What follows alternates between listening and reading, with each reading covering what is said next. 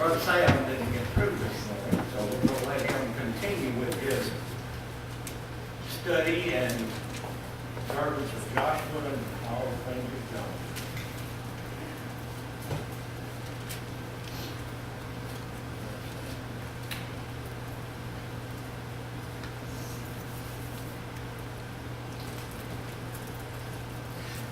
Y'all ever get a bag of apples and eat a few of them, and then you just leave the bag sitting there, and then one day walk over and reach in that bag of apples and go to pull an apple out, it's kind of squishy and mushy, and then you notice little fruit flies flying around in the bag, and well, I've done that in the past, and I'm kind of tight. I thrown out the bad apple and left the apples there, and then later on take one of those apples. Of course I washed them then too, but then later on you take those apples, you wash them off, and you go bite off into another apple.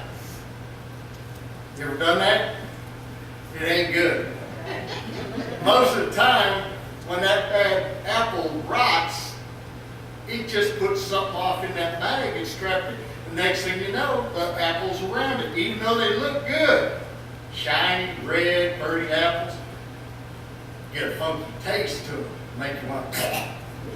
But and it's funny because this past week, Gail says, "Take that bag of trash out to the dumpster," and I'm like, "Yeah, okay. Why?" Because there's a rotten tater in there. It happens the same thing with potatoes. Now, Robin's shaking his head no. I think Robin's thinking you eat them taters before they get that bad, right? Same way with apples. There you go.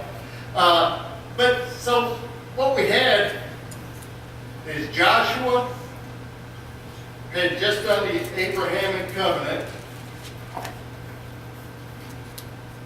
And by doing the Abrahamic covenant, that assured them that Abraham's seed would continue on, and that the Israelites were the rightful heirs to the promised land of Canaan. So, that's where we're at. How I can sit and look at these papers, and then when I go to pick them up, they're still kind of, I got one here and one there. But anyway, what happened was Joshua had his men scout out and say, what's it look like over there? And they come back and say, oh man, you just leave most everybody here. We don't have to take them out. And Abraham's like, okay, he respects his officer's word. They said, we'll take tell you what, just send us about 3,500 men. 3,500. We'll go take this place. So Joshua said, sure, go ahead, go do it. 3,500 men went over. Boy, as soon as they got there, they tucked tail and ran, and they lost 35 of their men. They were just stunned. They were not prepared for this. They come back, told Joshua what happened. Joshua was sitting there going, what in the world? He fell on the ground. Back then, the leaders and people like Joshua and stuff, when something went wrong, they got on their knees. They hit the ground. They hit the dirt face first. They wanted to know, what have I done, Lord? Why haven't you given us this victory? Because, they just had a miracle happen with Jericho. So they're sitting there, they just come off that victory, they know everything's going their way, and what in the world happened? Why did we fail? Well, pretty easy, pretty simple. Good evening, y'all. Good to see you, Mike. Yeah. So, what happened? Joshua hit the ground, buried his face down there, and just pretty much probably went crying, sobbing. Why did we have this loss? What happened here? That was an upset. And God came to him and said, I didn't leave you. I didn't forsake you. But your people turned their back on me again. See, when they took Jericho, God had given specific orders. He said, you take the precious metals. And you can use that. Put the precious metals into your coffers, into your bank or storage, whatever, what you have. But you destroyed everything else. Well, Joshua couldn't be out there watching everything. And what happened was, God told him, you better find out who did it, and you destroy them. They cannot be allowed to go on. Now that sounds a little harsh, doesn't it? You know, you go get them and you destroy them. Well, sure enough, Joshua's men went out and they started going from camp to camp. Who did? You know, they're looking for this. And they come across a fellow named Achan. And they took Achan up before Joshua and said, hey, this is the man. And Joshua said, I think you should apologize to the Lord. And why did you do it? And he said, I'm sorry. I found some silver. And that silver, you know, it wasn't a lot, but it was some silver. And I just took it for myself. And then, boy, there was this chunk of gold that, man, I saw that chunk of gold. It was like 6 shekels big. I wanted that chunk of gold. And he took that chunk of gold. And he took it back to his camp, dug a hole, and buried it in the ground. Well, he told the men where it was. They went back to his camp, and they dug it up. Now, this man's greed. And folks, don't we all have a little bit of that greediness to us when we think somebody might have something more than us, or we see something. I look at a vehicle and I look over there and I see this truck, somebody driving this truck. I said, man, that is a great truck.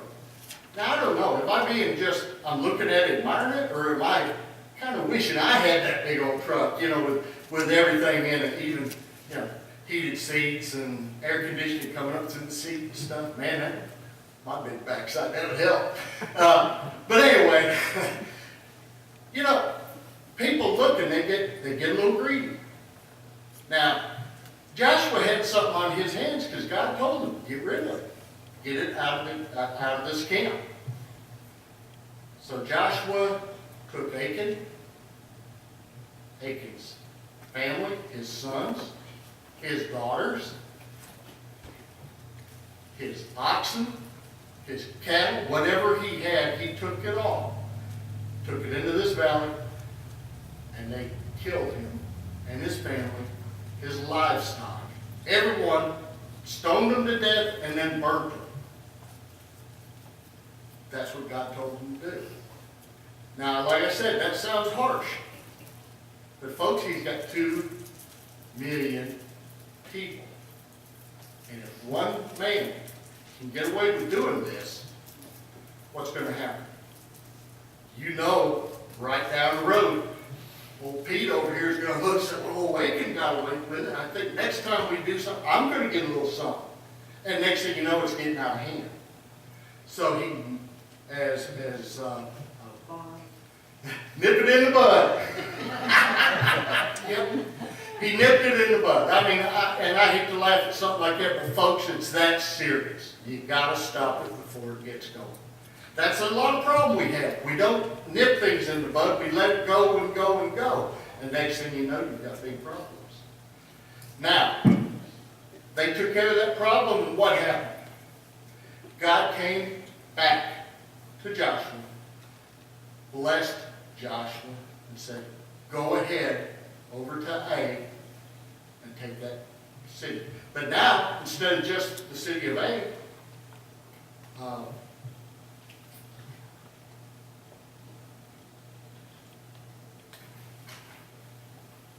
Bethel. Ai and Bethel were 2 cities right beside each other. And what he told them to do is now, this is amazing because God is a strategist. God told Joshua, he said, you take 30,000 men and put them behind Bethel. Now, don't walk through town and let them know you're there. Sneak around. Go around the villages, go out to that. How do you sneak with 30,000 people? I'm trying to figure that out. I've been studying this, and I'm kind of, how do you sneak with 30,000 people? But they did it. They went around behind Bethel, and they were out there in the woods. Then he had another 5,000 people people that were in front of the villages hiding in the weeds and trees and such out there. They're hiding. How do you hide 5,000 people? Y'all, I went to a concert. You couldn't hide 5,000 people at a concert. They were all over the place out there. It was like, are you kidding me? But there's people standing up. But they did. Now, you know what I think? I think God shielded them. God told them to do it. They were under God's umbrella. And they were able to do this with God's help. They couldn't have done it without it. So they went around, they're behind Bethel, they got this bunch over here, and what old Joshua do? He took a couple thousand people himself, and he said, we're going to just waltz right up to the front, say, hey, we're here. And he distracted them. They looked out, the people of Ai looked out, the soldiers and stuff, and they said, well, look at this motley bunch coming up here, messing with us. They went after him. Joshua turned and ran. Now, he wasn't running because he was scared. But they had to get them out of the city. So here they come out of Ai. Well, there's Bethel over there. They sent all their people too. So all the soldiers from both of these villages come out and they're chasing Joshua. Well, they get so far out, and God told Joshua, you know what he told them? You want to hear this? I'm going to tell you. He said, hold your spear up toward them. The spear that you have in your hand. Joshua stopped running, turned and went like that and held that spear up. When he held that spear up, the people, all the soldiers, the 30,000, came around and went into the villages and started setting them on fire. Because God told them, burn them to the ground. And he also told them, don't take anything except the precious metals. And this time, take their livestock. He told them they could have two items, precious metals and livestock. So here's Joshua holding that spear up. Cities are torching, they're burning to the ground. And then the 5,000 were hidden in the bushes. When these soldiers came up and somebody obviously looked back and said, whoa. Well, first they saw Joshua stop and they're looking at him. Then they look back, they see the smoke coming up from the villages, and they turn around. They're like, oh no! And now confusion is setting in. And then the surprise from the group, the 5,000, they come in and they slaughtered them and they killed them all. So, God's Word, God's umbrella, and I did miss something this morning. Joshua was sitting there out in front of Jericho, and he noticed something, and I forgot to tell you all this, but it's very important. He saw one of the soldiers over there holding a sword. And he said, whoa, wait a minute, are you friend or foe? And the man told him, he said, I'm one of God's angels. So Jericho knew that he had God's angels with him during these battles. So he knew when he did what he did, as long as he did it according to God's Word, he would have full use, full access of everything God could give him. Folks, we've got that opportunity. If we run around, and when you get with bad apples, they rub off on you. You get with a bad tater, that bad tater rubs off on you. We're facing that every day.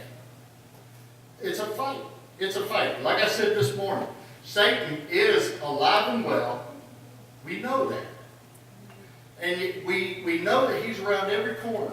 And he's using everything available to him to bring Christianity down. That's why I was mentioning this morning. You turn on the television, you go down and you start looking.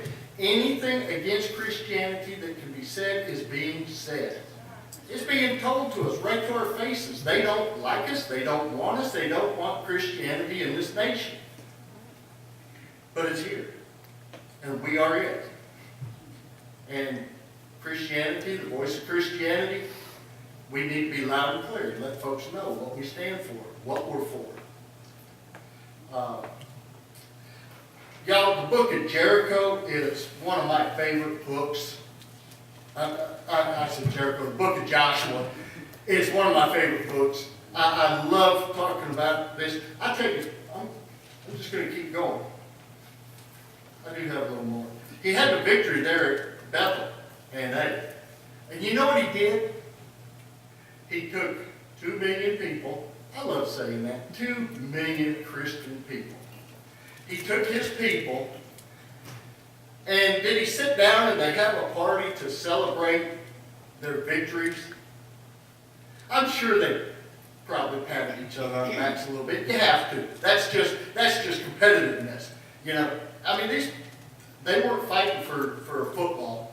They were fighting for their lives. They were fighting for their land. So yeah, they have to have a little bit of personality to do that. So I'm sure they patted each other on the back. But what Jericho did was Joshua took them and marched these people 30 miles up a mountain to the side of the mountain. He got up on top and he spoke down to them, and he read them Abraham's covenant. And he explained to them why they had to have that, why they did what they did, why they were doing what they were doing. And then people sat and they listened, and God took those people and he gave them his land, just like he promised them he would. You know, they didn't have the things we have. They didn't have Reebok tennis shoes. They didn't have Nikes. They're out there wearing goatskin clothing and such, sandals, walking up a mountainside. You know that's tough. And moving 2 million people, that's even tougher. But through the grace of God, he was able to take them up there and explain to them and teach them what they needed to be taught. That's another part. We're not teaching people like we should. You know. But the other part is, you can't teach little Johnny if Johnny don't want to learn. Jerry Clower used to say that all the time. He'd say, you know, if Johnny don't want to learn, you can't teach him, and he was not lying, folks. There's a lot of Johnnies out there as well. But it's our duty just to continually pound and pound, be the example. So that's my message. Amen. Sam.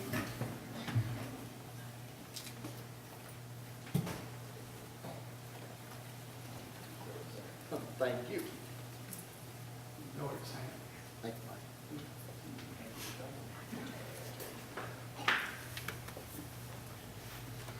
Joshua was a mighty man, wasn't he? Moses and Joshua, all of them, and Jericho.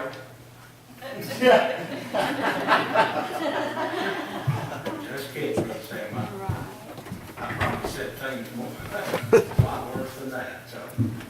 Sam, you like to cause me to go home and take another air step?